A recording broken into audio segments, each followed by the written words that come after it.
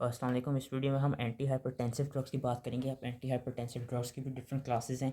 इसमें ये सारे ड्रग्स यूज़ होते हैं जिसमें हम मैक्सिमम पढ़ चुके हैं। डायरेटिक्स मैंने पिछली वीडियो में पढ़ा दिए थे। बीटा ब्लॉकर्स और अल्फा ब्लॉकर्स जो हैं वो हम ऑटोनॉमिक नर्वस सिस्टम हमने क्या कहते हैं उसको भी हम कर चुके हैं। S inhibitors, angiotensin 2 receptor blockers और रेनिन इनहिबिटर ये ज़रा नए ये हम अभी इस वीडियो में पढ़ेंगे। और इसके साथ साथ कैल्शियम चैनल ब्लॉकर्स भी पढ़ेंगे और अल्फा ब्लॉकर्स हम पढ़ चुके हैं। और जो अदर्स हैं वो बेसिकली वेसोडाइलेटर्स हैं, तो ये भी हम पढ़ेंगे। अब हाइपरटेंशन बेसिकली होती क्यों है? हाइपरटेंशन के दो कॉजेज़ होते हैं, या तो कार्डिक लोड बढ़ जाए या जो टोटल पेरिफेरल रेजिस्टेंस है वो बढ़ जाए, क्योंकि जो ब्लड प्रेशर है it is directly proportional to cardiac output and your total peripheral resistance. तो ये जब भी ये दो फैक्टर्स बढ़ेंगे उससे आर्टीरियल ब्लड प्रेशर बढ़ेगा। जब आर्टीरियल ब्लड प्रेशर बढ़ेगा तो आपको हाइपरटेंशन हो जाएगी। और hypertension is the leading cause of further stroke and further की कहते हैं कार्डियोवैस्कुलर अदर डिजीज़। तो इसमें आप सबसे पहले बात कर लेते हैं कि हाइपरटेंशन के कुछ ग्रेड्स होते हैं, कुछ ग्रेडिंग हमने की होती है। ये 3 ग्रेड्स हैं, माइल्ड, मॉडरेट और सिवियर। और ये डिफरेंट मैंने सिस्टोलिक और डायस्टोलिक प्रेशर लिखे में। बेसिकली ग्रेड 1 हाइपरटेंशन क्या होती है कि जब सिस्टोलिक ब्लड प्रेशर 140 टू 159 के दौरान हो जाए। यूजली में पता है नॉर्मली 120 तक होता है या कभी कभी 130 तक भी चला जाता है। और जो हाई नॉर्मल ब्लड प्रेशर होता है वो अराउंड 139 तक होता है। जब 140 से 159 के दरमियान सिस्टोलिक होगा तो, और जब डायस्टोलिक 90 से 99 के दरमियान होगा तो it will be grade 1 hypertension. Grade 2 hypertension कब होगी? जब सिस्टोलिक 160 से 179 के बराबर हो और डायस्टोलिक 100 से 109 के बराबर हो। एंड ग्रेड 3 हाइपरटेंशन तब होगी जब आपका सिस्टोलिक ब्लड प्रेशर 180 से अबव हो जाए और डायस्टोलिक प्रेशर आपका 110 से अबव हो जाए। अब hypertension mostly 90% of time idiopathic ही होती है। एसेंशियल हाइपरटेंशन होती है विद नो आइडेंटिफाइबल कॉज, या it is either secondary to other disease. कोई आपको डायबिटीज़ हो या पहले कोई स्ट्रोक हुआ हो या कोई मायोकार्डियम इंफाक्शन हुआ तो उसकी वजह से भी हाइपरटेंशन आपको हो सकती है। हाइपरटेंशन एज के साथ साथ क्या कहते हैं चांस ऑफ हाइपरटेंशन इंक्रीज़ होता है विद ग्रोइंग एज। और इसके अदर कॉजेज़ क्या हैं? डायबिटीज़, ओबेसिटी, कोई डिसेबिलिटी स्टेटस हो या इन्वायरमेंटल फैक्टर हो जैसे कि स्ट्रेसफुल लाइफस्टाइल हो, या बंदा हाई डाइटरी इनटेक करता हो सोडियम की, या उसके अलावा वो स्मोकिंग करता हो। तो ये सारे आपके जो कॉजेज़ हैं इनसे हाइपरटेंशन हो जाती है। अब यहाँ पे जो है एक चीज़ बताई है जो कि हम आगे लेके चलेंगे। ये बताया हुआ है कि जब भी आपका नॉर्मली ब्लड प्रेशर डिक्रीज़ करता है तो दो सिस्टम एक्टिवेट होते हैं। एक तो जो शॉर्ट टर्म ब्लड प्रेशर को नॉर्मल करने के लिए होता है वो आपकी सिंपैथेटिक नर्वस सिस्टम, वो जो मोमेंट टू मोमेंट रेगुलेशन कराता है जो कि बेरो रिसेप्टर से बेरो रिफ्लेक्स के थ्रू होता है। और एक आपका जो लॉन्ग टर्म ब्लड प्रेशर को कंट्रोल करने के लिए होता है वो होता है रेनिन एंजियोटेंसिन सिस्टम। बेसिकली होता क्या है कि जब भी ब्लड प्रेशर डिक्रीज़ होता है तो ये हमने फ्लो चार्ट याद रखना है कि सिंपैथेटिक एक्टिविटी बढ़ती है। सिंपैथेटिक एक्टिविटी बढ़ने से हार्ट पे जो बीटा 1 रिसेप्टर्स हैं वो एक्टिवेट होते हैं और वो क्या कराते हैं? वो कार्डिक आउटपुट को बढ़ाते हैं, क्योंकि वो जो हार्ट की जो मसल्स हैं उनकी स्टिमुलेशन करा देते हैं हार्ट के सेल्स की।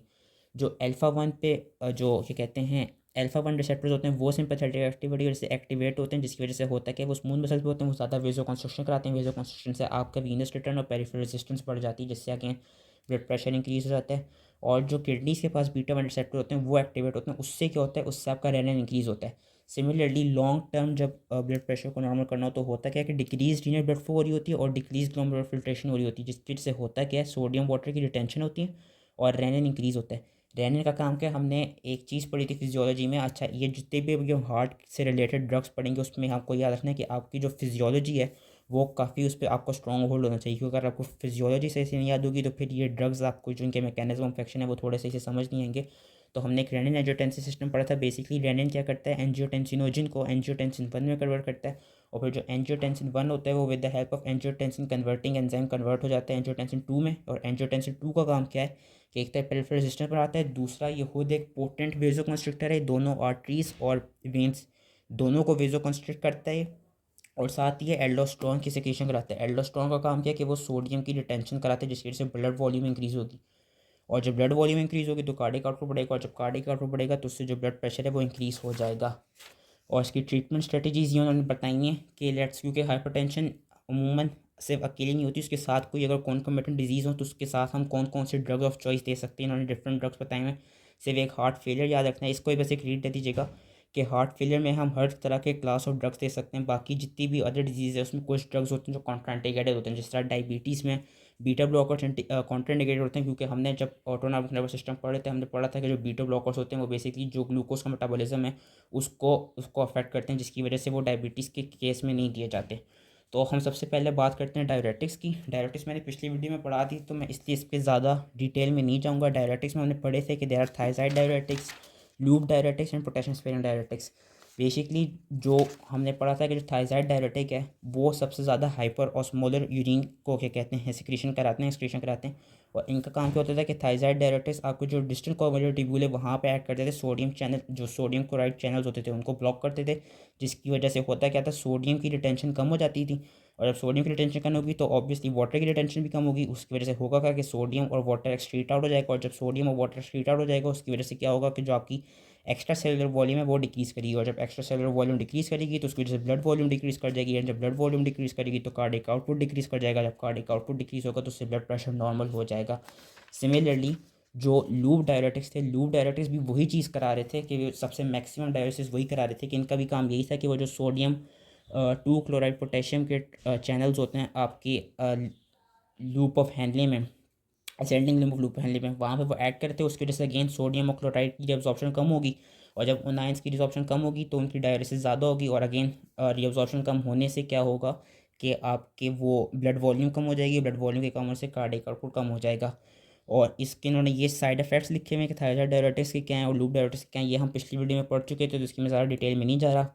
और उन्होंने पोटेशियम स्पेरिंग डायरेटिक्स की बताई हुई कि पोटेशियम स्पेरिंग डायरेटिक्स जब भी हम लूप या थायराइड दे रहे होंगे तो उसके साथ ये डायरेटिक्स देंगे, क्योंकि हमने पिछली वीडियो में पढ़ा था कि जो ये दोनों ड्रग्स हैं इनका एक मेन साइड इफेक्ट ये होता था कि हाइपोकैलेमिया कॉज कराते थे। So that was related to diuretics. लेकिन डायरेटिक्स का ये याद रखना है कि since they are decreasing the blood volume, उसकी वजह से कार्डिक आउटपुट कम हो रहा है। कार्डिक आउटपुट की कम होने की वजह से ये लोग क्या करा रहे हैं, ये लोग आपकी जो हाइपरटेंशन है उसको कम कर रहे हैं। फिर हम आ जाते हैं बीटा ब्लॉकर्स। बीटा ब्लॉकर्स में आपके नॉन सेलेक्टिव एंड सेलेक्टिव होते हैं, लेकिन हम यहाँ पे ज़्यादातर जो बात करेंगे वो सेलेक्टिव बीटा ब्लॉकर्स की बात करेंगे, जो कि बीटा 1 के लिए स्पेसिफिक है, जिसमें एटिनोलोल आ जाता है, मेट्रोप्रोलोल आ जाता है, और एक इंपॉर्टेंट आ जाता है नेबिवोलोल। नेबिवोलोल इंपॉर्टेंट क्यों है, क्योंकि नेबिवोलोल करता है क्या, एक तो ये बीटा 1 को जाके ब्लॉक करता है, दूसरा ये नाइट्रिक ऑक्साइड की प्रोडक्शन को इंक्रीज़ कर देता है। नाइट्रिक ऑक्साइड क्या है, it is a potent vasodilator. तो उसकी वजह से अगेन जब आपकी जो आर्ट्रियोल्स हैं जब वो वेजोडाइलेट करेंगे एंड जब वीन्स आपकी वेजोडाइलेट करेंगी उससे होगा क्या कि उससे पेरिफेरल रेजिस्टेंस कम होगी। जब पेरिफेरल रेजिस्टेंस कम होगी तो आपका ब्लड प्रेशर नॉर्मल हो जाएगा। और यहाँ पर उन्होंने दिखाया हुआ है, उसके लिए हम बीटा ब्लॉकर्स के लिए बेसिकली ये हम फ्लो चार्ट याद कर सकते हैं कि इसमें याद रखना है कि हम जो सेलेक्टिव बीटा 1 वाले होते हैं वही देते हैं, बीटा 2 किस तरह नहीं देते, क्योंकि देर इज़ अ चांस कि जिन पेशेंट्स को एस्थमा हो वो उनके एस्थमा को फर्दर एक्सैसरबेट कर दे। ये हमने क्या कहते हैं बीटा ब्लॉकर्स की वीडियो में पढ़ा था। तो उसमें आपने ये वाला फ्लो चार्ट याद रखना है कि बीटा ब्लॉकर्स देंगे जो सेलेक्टिव होते हैं बीटा 1 के लिए, वो कराएंगे क्या कि बीटा 1 रिसेप्टर जो हार्ट पे होते हैं और जो किडनी पे होते हैं वहाँ पे ऐड करेंगे, उनको ब्लॉक कर देंगे। जब हार्ट पे बीटा 1 रिसेप्टर्स जाके ब्लॉक करेंगे तो उससे होगा क्या, कार्डिक आउटपुट कम होगा। कार्डिक आउटपुट कम होने की वजह से ब्लड प्रेशर डिक्रीज़ हो जाएगा। और जब हम किडनीज़ पे बीटा 1 ब्लॉकर्स जाके ऐड करेंगे उससे क्या होगा, उससे रेनिन नहीं रिलीज़ होगा। जब रेनिन रिलीज़ नहीं होगा तो वो जो हमने पूरा सिस्टम पढ़ा था रेनिन एंजियोटेंसिन सिस्टम वो एक्टिवेट नहीं होगा। जब वो एक्टिवेट नहीं होगा तो एंजियोटेंसिन 2 जो आपका मेन वेजो कंस्ट्रिक्टर था वो बनेगा नहीं। जब वो नहीं बनेगा तो पेरिफेरल रेजिस्टेंस कम हो जाएगी, पेरिफेरल रेजिस्टेंस बढ़ेगी नहीं क्योंकि वेजो डायलेशन हो रही होगी।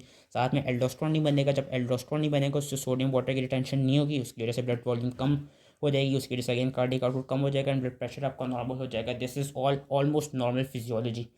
थेरेप्यूटिक यूजेस के उन्होंने लिखे हुए कि हम हाइपरटेंसिव पेशेंट्स में जिन जिन पेशेंट्स को हाइपरटेंशन है और हाइपरटेंशन के साथ साथ एरिथमियाज हों या प्रीवियसली मायोकार्डियल इंफार्क्शन हो गया हो या स्टेबल इस्कीमिक हार्ट डिजीज़ हो या क्रॉनिक हार्ट फेलियर हो, उन सब पेशेंट्स में हम बीटा ब्लॉकर्स यूज़ करते हैं। बीटा ब्लॉकर्स हम बस किन पेशेंट्स में नहीं देते, वो पेशेंट जिनको एस्थमा, जिनको second and third degree heart block हो और जिनको सेवियर पेरिफेरल वेस्कुलर डिजीज़ हो, उन पेशेंट में हम बीटा ब्लॉकर्स नहीं देंगे। एडवर्स इफेक्ट्स क्या, एडवर्स इफेक्ट्स उन्होंने यहाँ पे लिखे हुए हैं। एक तो वही कि ये क्या कराते हैं कि इनका कॉमन जो इफेक्ट है स्पेशली मेल्स में जो देखा गया कि they decrease the sexual drive, they decrease the libido, और मेल्स में ये इरेक्टाइल डिसफंक्शन कॉज करा सकते हैं। उसके अलावा जो सीरम लिपिड पैटर्न्स होते हैं, जो HDL होता है जो कि गुड कोलेस्ट्रॉल होता है, उसको डिक्रीज़ कर देते हैं और ट्राइग्लिसराइड्स को इंक्रीज़ कर देते हैं। और ड्रग विड्रॉल का जो इनका एक साइड इफेक्ट था वो ये था, हमने पढ़ा था कि जो बीटा ब्लॉकर्स होते थे वो करते क्या थे कि जितने भी जो बीटा रिसेप्टर्स थे उनको अप रेगुलेट कर दिया करते थे। अब उसकी वजह से होता क्या था कि अगर हम एब्रप्टली इन ड्रग्स को देना बंद कर दें, सिंस जो बीटा रिसेप्टर्स हैं वो बीटा ब्लॉकर्स की वजह से अप रेगुलेट हो गए, तो उससे होगा क्या कि जब वापस आपका नॉरएपिनेफ्रिन जब आएगा तो नॉरएपिनेफ्रिन डायरेक्टली उन अप रेगुलेटेड बीटा रिसेप्टर्स पे ऐड करेगा, जिसकी वजह से वो फर्दर हाइपरटेंशन कॉज कर देगा या फर्दर मायोकार्डियल इन्फार्क्शन के चांसेस कॉज कर देगा। इसलिए इनका एक जो साइड इफेक्ट है वो ये है कि इनकी ड्रग विड्रॉल एकदम से नहीं कर देनी चाहिए, आहिस्ता आहिस्ता कम कम डोज इनकी करनी चाहिए, ताकि वो जो इससे उसकी ड्रग विड्रॉल से रिलेटेड जो साइड इफेक्ट होता है सिवियर हाइपरटेंशन का, एंजाइना का, वो कॉज ना हो। That was related to beta blockers. अब हम आ जाते हैं इस पेज पे। ये जो पेज है, ACE inhibitors, angiotensin 2 receptor blockers and renin inhibitor, this is basically ये वाला पूरा page is related to renin angiotensin system, जो कि उन्होंने यहाँ पे दिखाया हुआ है, और उन्होंने ये भी दिखाया हुआ है कि कौन सा ड्रग कहाँ पे ऐड करता है। होप ईजिली नज़र आ रहा हो। सबसे पहले फर्स्ट लाइन ऑफ ट्रीटमेंट जो है वो है आपके एस इनहिबिटर्स। एस इनहिबिटर्स में याद रखना है उनके एंड में प्रिल आ रहा होगा, कैप्टोप्रिल, इनैलोप्रिल, लिसिनोप्रिल, फोसिनोप्रिल। इनमें इंपॉर्टेंट जो चीज़ है वो याद रखनी है, इसमें जो सबसे इंपॉर्टेंट है वो ये है कैप्टोप्रिल। और इनका काम क्या होता है कि ये एस इनहिबिटर है, यानी ये जो एंजियोटेंसिन कन्वर्टिंग एंजाइम है उसको जाके इनहिबिट कर देते हैं, जिसकी वजह से एंजियोटेंसिन 1 एंजियोटेंसिन 2 में कन्वर्ट नहीं हो पाता। और जब कन्वर्ट नहीं होगा तो जो एंजियोटेंसिन 2 है, जो कि पोटेंट वेजोकॉन्स्ट्रिक्टर है, वो बनेगा नहीं। और जब वो बनेगा नहीं तो उसकी वजह से होगा क्या, वेजोडाइलेशन होगी। और जब वेजोडाइलेशन होगी तो आपकी जो पेरिफेरल वेस्कुलर रेजिस्टेंस है वो कम हो जाएगी। साथ ही जब एंजियोटेंसिन 2 नहीं बनेगा तो एल्डोस्टेरोन नहीं बनेगा, और जब एल्डोस्टेरोन नहीं बनेगा तो सोडियम और वाटर की रिटेंशन नहीं होगी। उसकी वजह से क्या होगा, उसकी वजह से ब्लड वॉल्यूम नहीं इंक्रीज़ होगी, जिसकी वजह से कार्डियक आउटपुट भी कम हो जाएगा, जिसकी वजह से आपकी हाइपरटेंशन जो है वो बेहतर हो जाएगी। तो इसमें जो मेन चीज़ मैंने बतानी थी वो ये कि इनका जो मेन ड्रग है वो है कैप्टोप्रिल। हम अगर यहाँ पे लिखा हुआ है, होप नज़र आ रहा हो, कैप्टोप्रिल। बेसिकली इसमें होता क्या है कि अगर आप में से किसी ने एमरजेंसी के डिपार्टमेंट में काम किया हो, कि जो फर्स्ट लाइन ऑफ ट्रीटमेंट है ना, जब भी कोई ऐसा बंदा आए या कोई ऐसा पेशेंट आए जिसको जिसका ब्लड प्रेशर एबनॉर्मली अबव हुआ हो, अब एबनॉर्मली हाई हुआ हो, मतलब 180 से ऊपर गया हुआ हो, 200 के करीब हो, तो उनको हम फ़ौरन एक दवा देते हैं, जो कि हम उनको ज़बान के नीचे रखने के लिए देते हैं, सबलिंगुअली देते हैं। वो होती है कैपोटेन।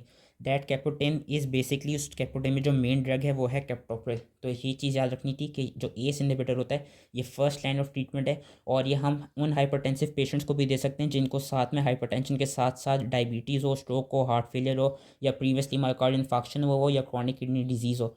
ये इनके जो एक्शंस थे वो मैंने सारे समराइज़ कर दिए कि वो पेरिफेरल वेस्कुलर रेजिस्टेंस कैसे डिक्रीज़ करते हैं और कार्डिक आउटपुट कैसे, क्या कहते हैं, डिक्रीज़ करते हैं। और इनकी एक और ख़ास बात ये कि they reduce peripheral vascular resistance without reflexively increasing cardiac output, heart rate and contractility. और एक और चीज़ जो इसमें क्या कहते देखी गई है, जो इनका बेनिफिशियल इफेक्ट है, वो ये कि जो एस है, एस क्या कराते हैं, जो एंजियोटेंसिन कन्वर्टिंग एंजाइम है, एक तो एंजियोटेंसिन 1 को 2 में कन्वर्ट कर रहा था, दूसरा ये ब्रेडिकाइनिन का ब्रेक डाउन कराता है। अब ब्रेडिकाइनिन हमें पता है it is a potent vasodilator. अब होगा क्या, जब हम एस इनहिबिटर देंगे तो एस इनहिबिटर हो जाएगा। जब एस इनहिबिटर रहेगा तो उससे होगा क्या कि जो आपका ब्रेडिकाइनिन है, जो आपका वो है वेसोडाइलेटर है, जो कि बेसिकली नाइट्रिक ऑक्साइड और प्रोस्टासाइक्लिन की कॉन्सेंट्रेशन को, प्रोडक्शन को बढ़ाता है। अब सिंस एस इनहिबिटेड हुआ हुआ है तो एस क्या करेगा, ब्रेडिकाइनिन को ब्रेक डाउन कर नहीं पाएगा। जब वो ब्रेडिकाइनिन को ब्रेक डाउन कर नहीं पाएगा, उसकी वजह से फर्दर वेसोडाइलेशन इंक्रीज़ हो जाएगी, और जब फर्दर वेसोडाइलेशन इंक्रीज़ हो जाएगी तो उसकी वजह से जो पेरिफेरल वेस्कुलर रेजिस्टेंस है वो फर्दर डिक्रीज़ हो जाएगी। और एल्डोस्टेरोन की कम सिक्रीशन से इसके साथ क्या क्या करेगा, ये कार्डिक प्रीलोड और कार्डिक आउटलोड आफ्टरलोड को भी कम कर देता है। थेराप्यूटिक यूजेस इसके यही हम यहाँ से रीड कर सकते हैं कि they slow the progression of diabetic nephropathy and they decrease albuminuria. और इनका बेनिफिशियल इफेक्ट ये देखा गया है कि ऑन रीनल फंक्शन में result from decreasing intraglomerular pressure due to efferent arteriolar vasodilation. Vasodilation क्यों रही वो भी मैंने पहले बता दिया। और ये कि फर्स्ट लाइन ऑफ ट्रीटमेंट दिए जाते हैं। क्रॉनिक ट्रीटमेंट जब इनके साथ हम क्रॉनिक ट्रीटमेंट रखेंगे तो उससे क्या होता है कि they achieve sustain blood pressure reduction, they help in regression of left ventricular hypertrophy and they help in prevention of ventricular remodelling after myocardial infarction and first line of drug for treating heart failure, hypertension, chronic kidney disease. और वो patient जिनको coronary artery disease भी हुई वो उन patient में भी हम ये वाले ड्रग्स दे सकते हैं। अब इनका जो फार्माकोकाइनेटिक्स है, फार्माकोकाइनेटिक्स बेसिकली हमने किसी ड्रग की याद रखनी होती, लेकिन इसमें एक चीज़ याद रखनी है कि जो कैप्टोप्रिल और लिजिनोप्रिल है ये hepatic, they undergo hepatic conversion, तो इसलिए हम इनको यूजली सबलिंगुअली देते हैं। जो फोसिनोप्रिल है वो फोसिनोप्रिल वाहिद एस इनहिबिटर है जो कि किडनी से आपका वो होता है, एक्सट्रीट होता है। इसमें बस एक ये इसका मैंने एमसीक्यू देखा था कि कौन सा एस इनहिबिटर है जो किडनीज एलिमिनेट करती हैं, उसमें याद रखना है कि फोसिनोप्रिल है, तो उससे एक एमसीक्यू आ सकता है। इनके जो एडवर्स इफेक्ट हैं जो इनसे रिलेटेड हैं, वो इनमें जो मोस्ट कॉमन है वो है ड्राई कफ और एंजियोडीमा।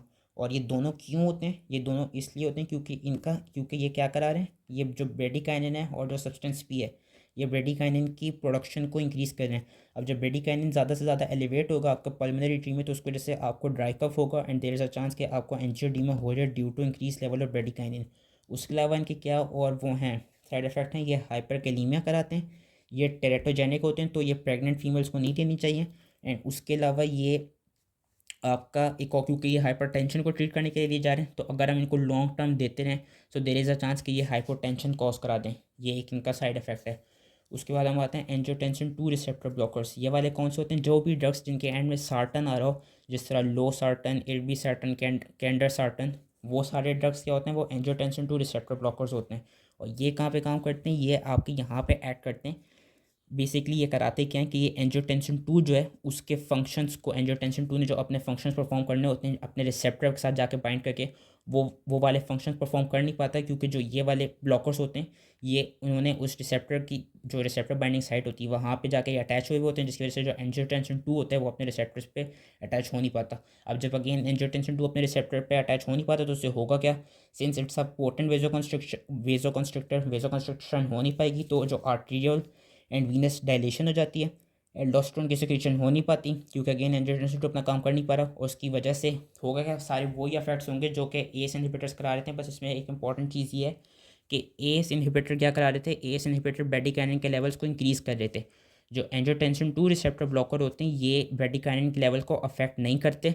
तो जो इनके साइड इफ़ेक्ट्स हैं और जो इनके थेराप्यूटिक यूज़ हैं वो सेम है जिस तरह एस इनहिबिटर के थे, लेकिन इसके साइड इफ़ेक्ट में बस एक चीज़ आएगी कि इसके साइड इफ़ेक्ट में ड्राई कफ और एंजियोडीमा नहीं आएगा, क्योंकि ये ब्रेडिकाइनिन के लेवल को अफेक्ट नहीं कर रहे। और एक और ख़ास बात कि आपने कभी भी एंजियोटेंसिन 2 रिसेप्टर ब्लॉकर और एस इनहिबिटर एक साथ नहीं देने, क्योंकि इन दोनों का फंक्शन क्या है? इन दोनों का फंक्शन यही है कि वो हाइपरटेंशन को डिक्रीज़ करने, same almost same mechanism of action से। तो अगर हम इन दोनों को साथ देंगे तो उससे एक चांस है कि बंदा हाइपोटेंसिव शॉक में जा सकता है, क्योंकि वो फर्दर हाइपर के बजाय वो फर्दर हाइपोटेंशन कराने लग जाएगा।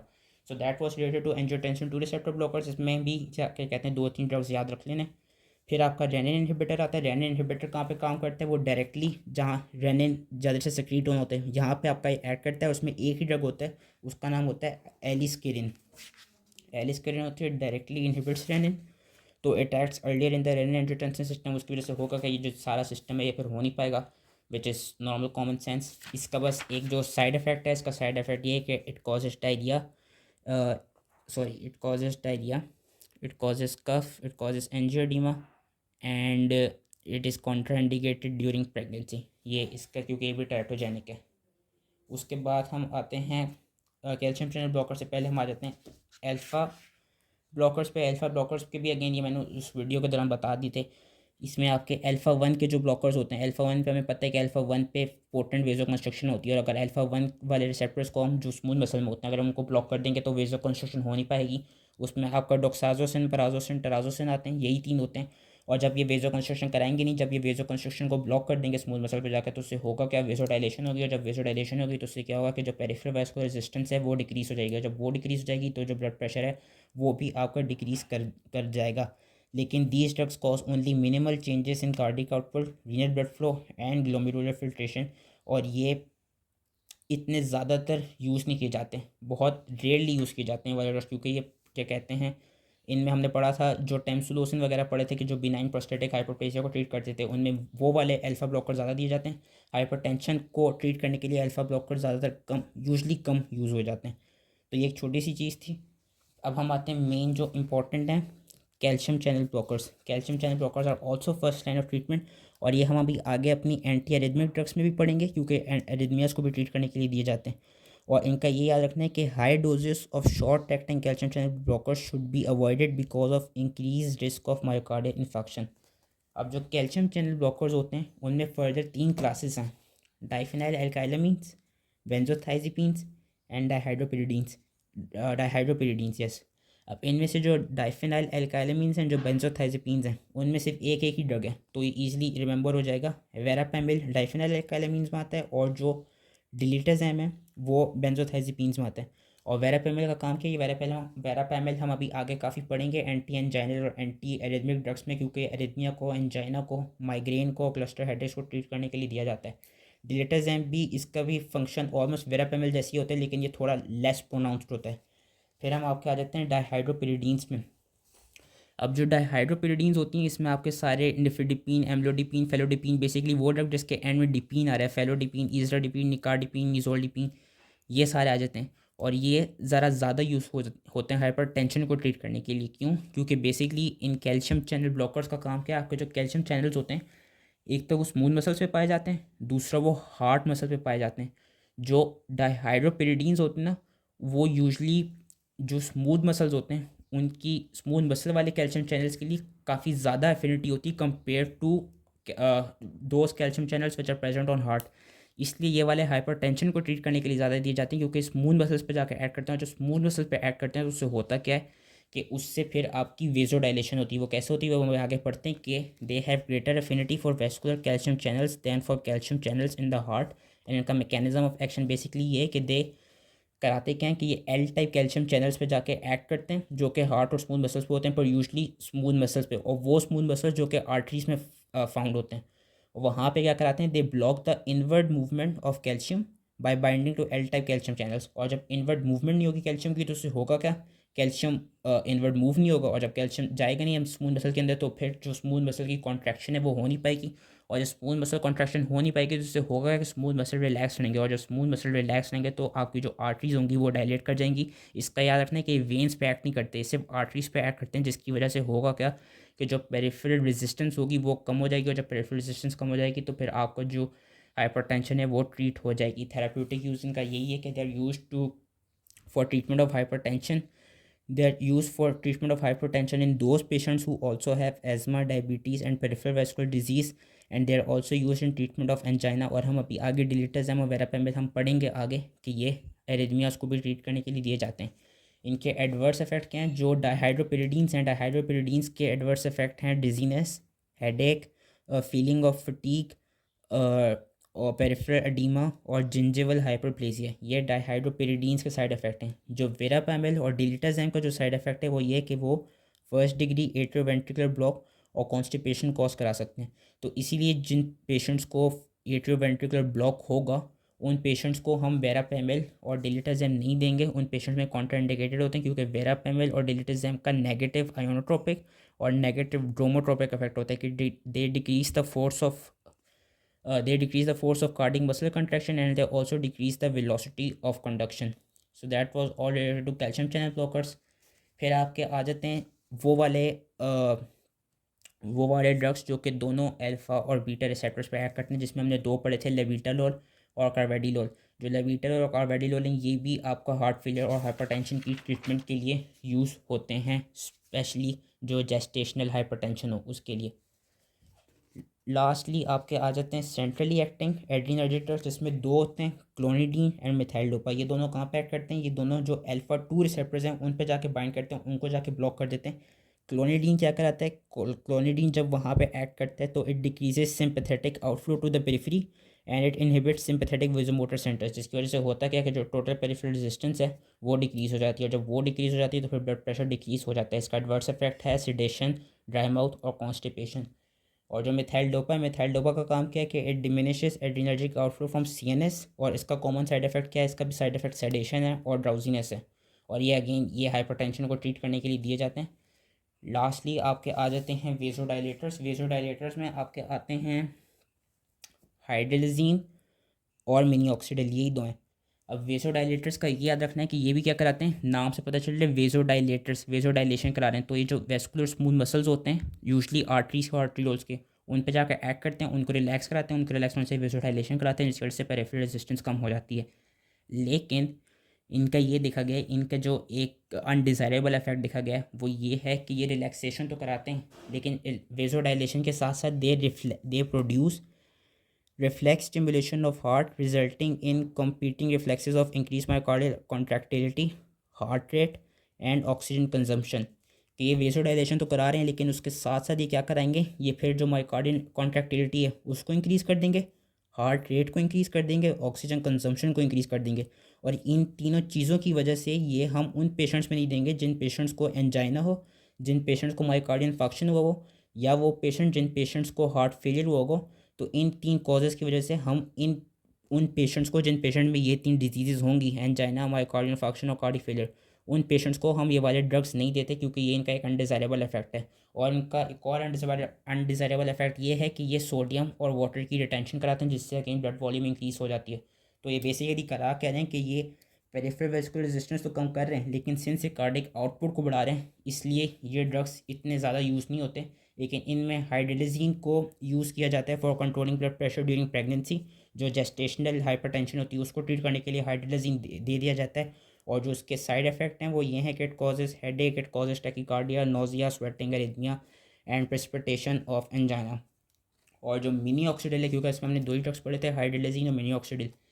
मिनी ऑक्सीडिल का काम क्या है कि जो मिनी ऑक्सीडिल है ये बेसिकली कराता क्या है, ये कराता है हाइपरट्रिकोसिस। हाइपरट्रिकोसिस क्या होती है, ग्रोथ ऑफ बॉडी हेयर, इसको इंक्रीज़ कर देता है। तो बेसिकली वो मेल पेशेंट्स जिनमें बॉल्डनेस हो रही होती है, मतलब जो गंजे हो रहे होते हैं, उनकी बॉल्डनेस को ट्रीट करने के लिए हम मिनी ऑक्सीडिल देते हैं। अब लास्ट 2 चीज़ आपकी आ जाती हैं, hypertensive emergency, hypertensive urgency and resistant hypertension. तो सबसे पहले मैं बात करता हूँ हाइपरटेंसिव इमरजेंसी की। हाइपरटेंसिव इमरजेंसी क्या होती है? हाइपरटेंसिव इमरजेंसी इज़ बेसिकली, ये दोनों हाइपरटेंसिव इमरजेंसी और हाइपरटेंसिव अर्जेंसी तब होती है जब आपका सिस्टोलिक ब्लड प्रेशर जो है वो 180 से अबव क्रॉस कर गया, और जो डायस्टोलिक ब्लड प्रेशर है वो 120 से अबव क्रॉस कर गया। हाइपरटेंसिव इमरजेंसी में क्या होता है कि उसमें ब्लड प्रेशर सिस्टोलिक और डायस्टोलिक 180 और 120 से अबव होता है रिस्पेक्टिवली, लेकिन उसमें एविडेंस होता है ऑफ इम्पेंडिंग या प्रोग्रेसिव टारगेट ऑर्गन डैमेज, किसी ऑर्गन का डैमेज हो रहा होता है हाइपरटेंसिव इमरजेंसी में। हाइपरटेंसिव अर्जेंसी में क्या होता है कि उस हाइपरटेंसिव अर्जेंसी में भी जो ब्लड प्रेशर होता है वो 180 से अबव, 120 से अबव होता है, लेकिन उसमें कोई एविडेंस नहीं होता कि किसी टारगेट ऑर्गन का डैमेज हो रहा है। तो उस चीज़ को हम कहते हैं हाइपरटेंसिव अर्जेंसी। और इन दोनों को ट्रीट करने के लिए क्या दिया जाता है? कैल्शियम चैनल ब्लॉकर्स दिए जाते हैं, जो फर्स्ट लाइन ऑफ ट्रीटमेंट थी। एएस इनहिबिटर्स दिए जाते हैं, और आपके जो अल्फा और जो बीटा ब्लॉकर्स हैं वो दिए जाते हैं। लास्ट आपका आ जाता है रेजिस्टेंट हाइपरटेंशन। ये मैंने कहा था जब मैं डायरेटिक्स पढ़ा रहा था कि मैं इस वीडियो में बताऊंगा, तो अब मैं बता रहा हूँ। रेजिस्टेंट हाइपरटेंशन बेसिकली क्या होती है कि जब आपका ब्लड प्रेशर एलिवेटेड रहे, इवन आप 3 क्लासेस ऑफ ड्रग्स यूज़ कर रहे हो और उन 3 क्लासेस में डायरेटिक्स इंक्लूड होने चाहिए। कि पहले मैं इंग्लिश में बताता हूँ कि blood pressure that remains elevated above goal despite administration of an optimal 3 drug regimen that includes a diuretic. यानी कि लेट सपोज आप किसी पेशेंट में, ये जो इतनी सारी हमने क्लासेस पढ़ी थी ड्रग्स की, calcium channel blockers, alpha blocker, beta blocker, ACE inhibitor, angiotensin blockers और डायरेटिक्स। जो रेजिस्टेंट हाइपरटेंशन है वो तब होती है कि जब किसी पेशेंट में डायरेटिक्स दे रहे हो और डायरेटिक्स के साथ साथ कोई और 2 ड्रग्स दे रहे हो डिफरेंट क्लासेस से, मतलब डायरेटिक्स के साथ साथ बीटा ब्लॉकर या एस इनहिबिटर दे रहे हो, या डायरेटिक के साथ साथ आप एंजियोटेंसिन रिसेप्टर ब्लॉकर और कैल्शियम ब्लॉकर दे रहे हो, और ये 3 क्लासेस ऑफ ड्रग्स यूज़ करने के बावजूद भी जो हाइपरटेंशन है वो ट्रीट ना हो पाए, तो उस चीज़ को हम कहते हैं रेजिस्टेंट हाइपरटेंशन। और इसकी कॉजेज़ क्या होती हैं? इसकी कॉजेज़ ये होती हैं कि पुअर कंप्लाइंस ऑफ पेशेंट, या पेशेंट एक्सेसिव एथनॉल इनटेक करता हो, या पेशेंट को डायबिटीज़ हो, ओबिसिटी हो, स्लीप एपनिया हो, हाइपर एल्डोस्टेरोनिज्म हो, उसकी सॉल्ट इनटेक हाई हो, या कोई और मेटाबॉलिक सिंड्रोम हो उसको, या वो इन ड्रग्स के साथ साथ कोई और ऐसी ड्रग्स ले रहा है जिस तरह वो सिम्पैथोमिक मिमेटिक्स ले रहा है, या वो एनसेड्स ले रहा है जिसकी वजह से इन ड्रग्स का जो मैकेनिज्म, जो इफेक्टिव रिस्पॉन्स है वो सही से आ नहीं पा रहा, या वो इन ड्रग्स की सही डोज ले नहीं रहा, इनसफिशेंट डोज ले रहा है। तो उन सारे ये कहते हैं कंडीशंस में पेशेंट को रेजिस्टेंट हाइपरटेंशन डेवलप हो सकती है। तो आई होप ये इजीली समझ में आ गया, और this was all related to antihypertensives, and thank you.